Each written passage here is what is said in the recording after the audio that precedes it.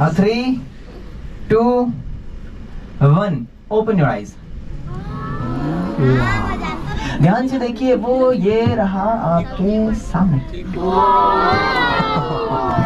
Europe का जगह, यहाँ पे 45,000 से भी ज्यादा प्लेन एक दिन में टेक ऑफ और लैंड करते हैं। तो दोस्तों, ये जो आपने देखा ये था साइंस स्पेयर।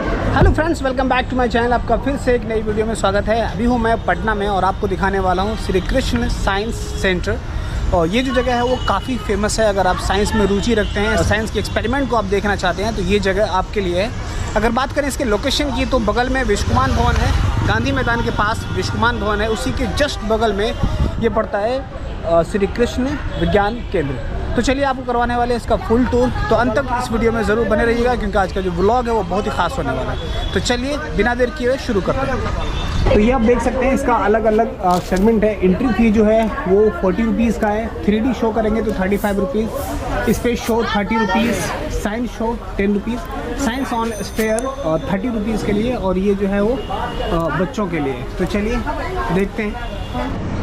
तो भाई ये बहुत ही टिकट की मारा मारी ऐसे, तो सबका स्लॉट अलग अलग बना हुआ है। तो मैंने अभी बड़ी मुश्किल से साइंस पर मिला। तो देखिए ये आप देख सकते हैं कुछ अंदर का नज़ारा है।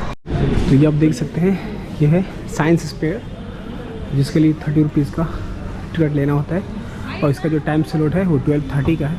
Good afternoon everybody.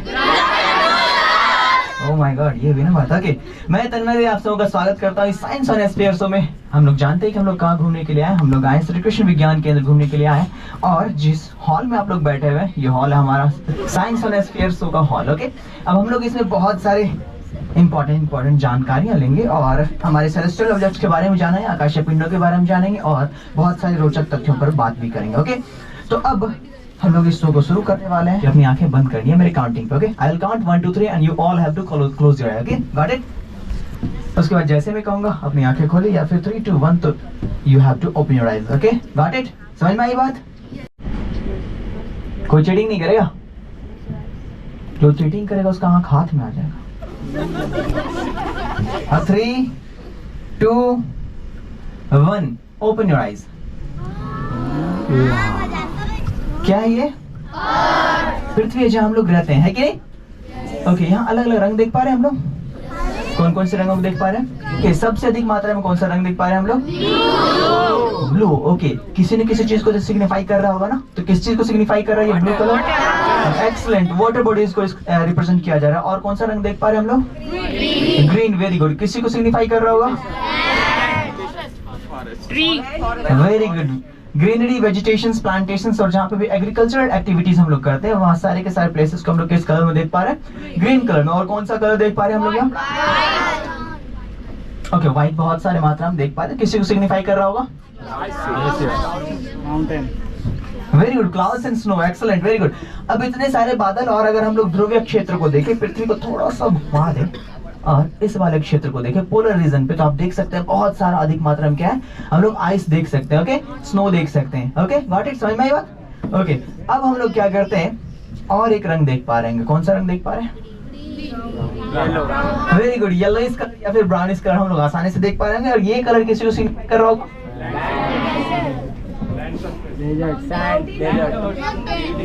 डेजर्ट्स, मरुस्थलों को रिप्रेजेंट किया जा रहा है। ओके, अब हम क्या करते हैं, एक और काम करते हैं। हम लोग क्या करते हैं, अब इस छोटे से डॉट को जूम इन करते हैं, अंदर चलते हैं और मिलते हैं अपने सोलर सिस्टम के हेड से, सोलर सिस्टम के मुखिया से, जिसका नाम क्या है? तो वो ये रहा आपके सामने।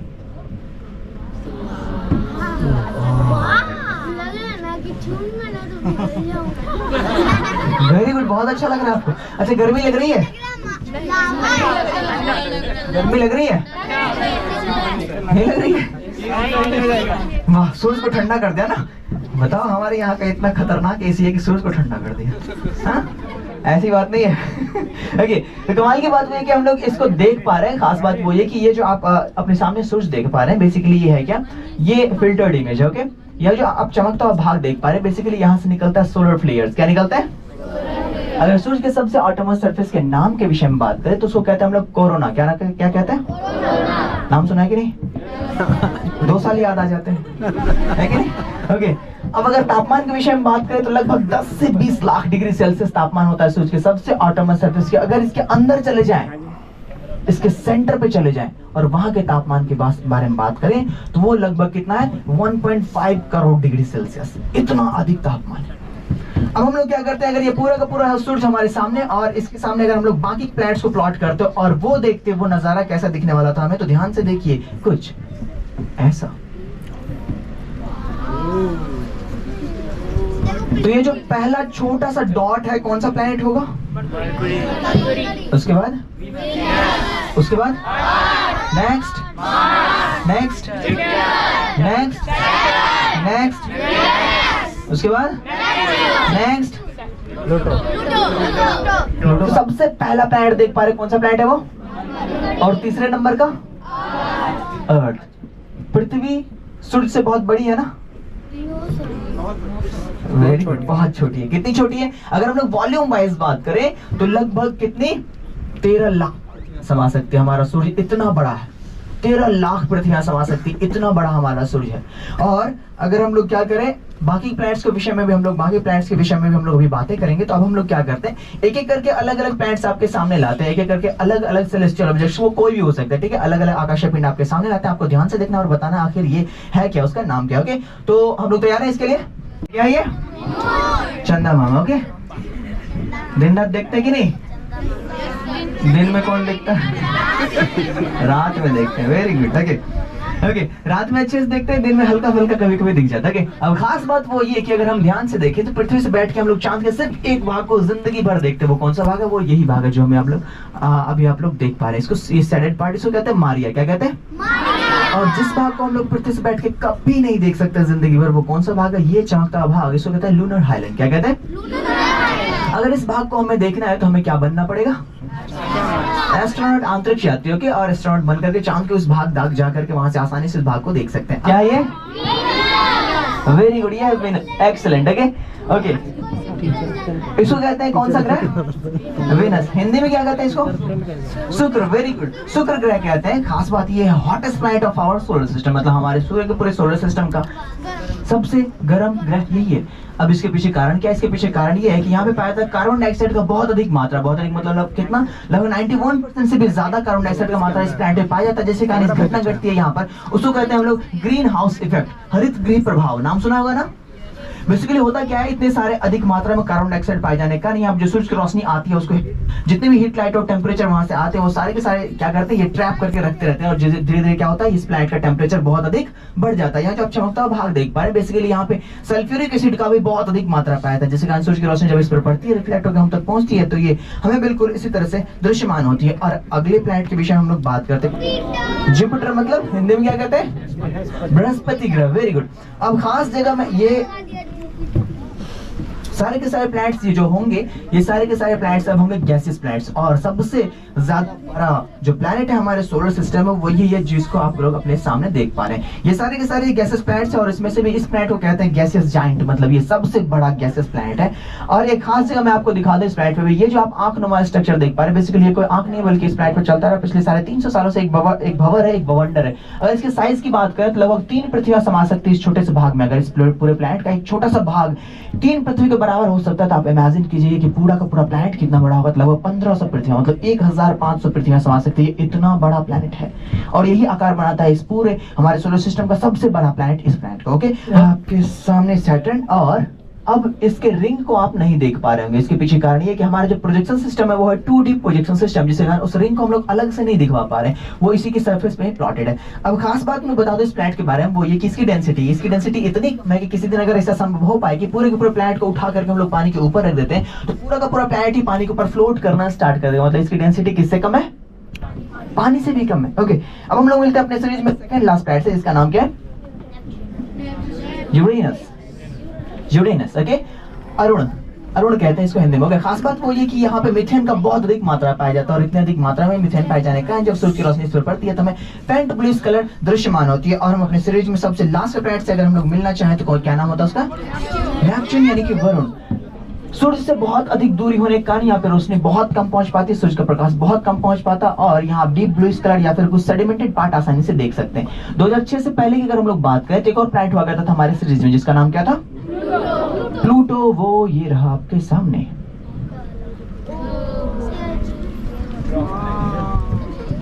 अच्छा, इसको देख के कुछ याद आ रहा है?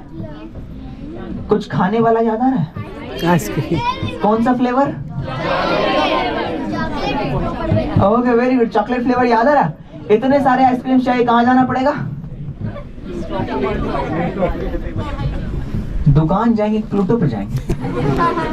अब हम लोग क्या करते हैं, एक और चीज मैं आपको दिखाना चाहूंगा। हम लोग क्या करते हैं, ओरिजिनली अभी तक किताबों में ये पढ़ा होगा हम लोगों ने कि पृथ्वी पे क्या होता है, कुछ देश में दिन हो रहे होते हैं और किस देशों में, मतलब पृथ्वी पे दिन और रात एक साथ होता है। तो वो नजारा अंतरिक्ष से अगर हम लोग देखना चाहें तो कैसे देखिए हमारी पृथ्वी, तो ध्यान से देखिए कुछ ऐसे। इधर के सारे लोग अगर सूरज की तरफ होते हैं, यहाँ से आ रही रोशनी पृथ्वी जिस भाग तक पहुंच पा रही वहां दिन, और जहां नहीं पहुंच पा रही क्या हो रहा है। अब इधर के सारे लोग अगर सूरज की तरफ होते तो यहाँ से आ रही रोशनी पृथ्वी जिस भाग तक पहुंच पा रही वहां इधर हो रहा दिन, और जहां नहीं पहुंच पा रही क्या हो रहा है। और दिन और रात को पूरे पृथ्वी को डिवाइड करने वाला जो एक बड़ा सा सर्कल बनेगा ना, उसको कहते हैं हम लोग टर्मिनेटर। क्या कहते हैं? टर्मिनेटर। और अब हम लोग क्या करते हैं, एक और जादू करते हैं। क्या करते हैं? एक जादू करते हैं, और खास बात वो क्या करेंगे, पूरे पृथ्वी पर रहे सूरज की रोशनी को स्विच ऑफ कर देते हैं और देखते हैं अपनी पृथ्वी को रात में कैसी दिखेगी हमारी पृथ्वी। ध्यान से देखिए कुछ ऐसे।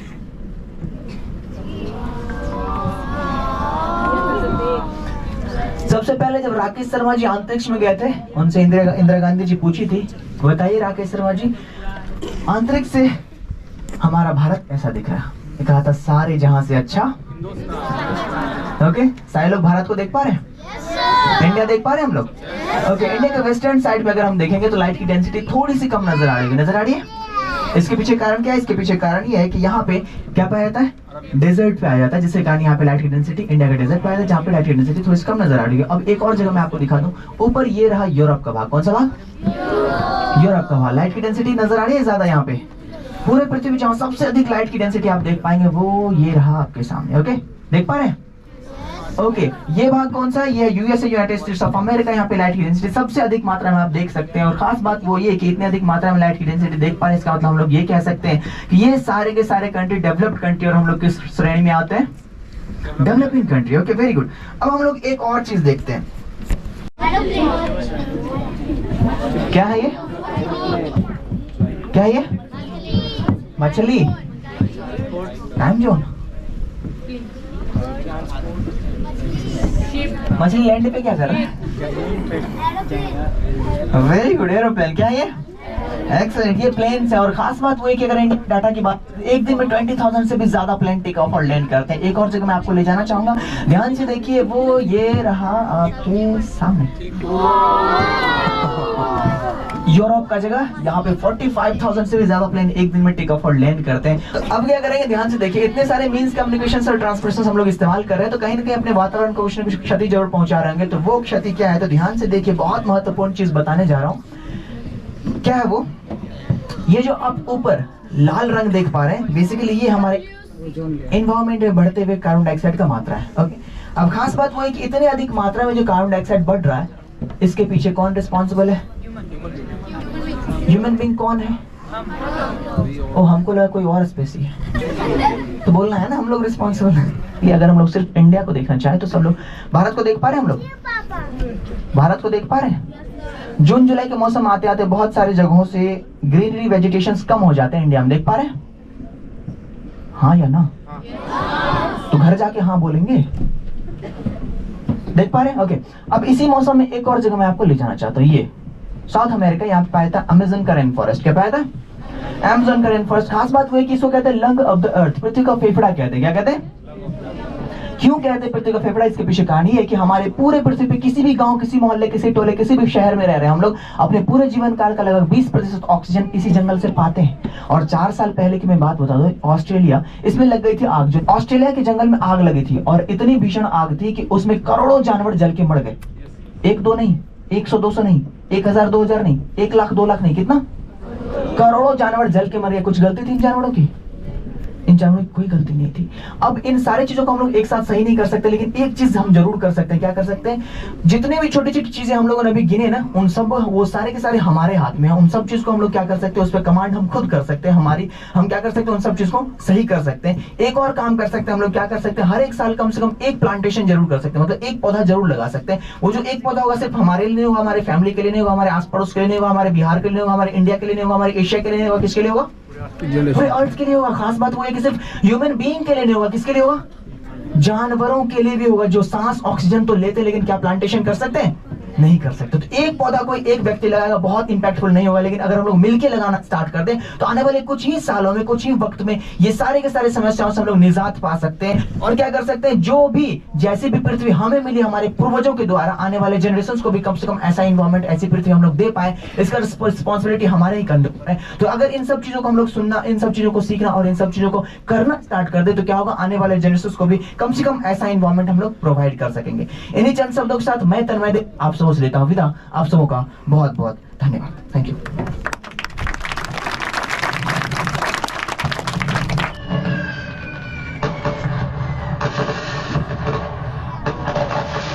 तो दोस्तों ये जो आपने देखा ये था साइंस स्पेयर, पूरी की पूरी एजुकेशन है जो आपने इस वीडियो में हासिल की होगी। तो दोस्तों बहुत ही इंफॉर्मेटिव है। अगर आप पटना में हैं और अगर आप साइंस में रुचि रखते हैं तो this is the best destination for you, you must be here. तो दोस्तों ये था पटना के साइंस सेंटर का फुल टूर। ये वीडियो आपको कैसी लगी कमेंट सेक्शन में ज़रूर बताइएगा। अगर आप चैनल पे पहली बार है तो इसी तरह की अमेजिंग वीडियोस के लिए यूट्यूब पर चैनल को सब्सक्राइब करें। आप मुझे इंस्टाग्राम और फेसबुक पर भी फॉलो कर सकते हैं। फॉलो करने के लिए डिस्क्रिप्शन में लिंक है। तो मिलते हैं अगले किसी इंफॉर्मेटिव वीडियोज़ में, तब तक के लिए love you, take care, bye bye.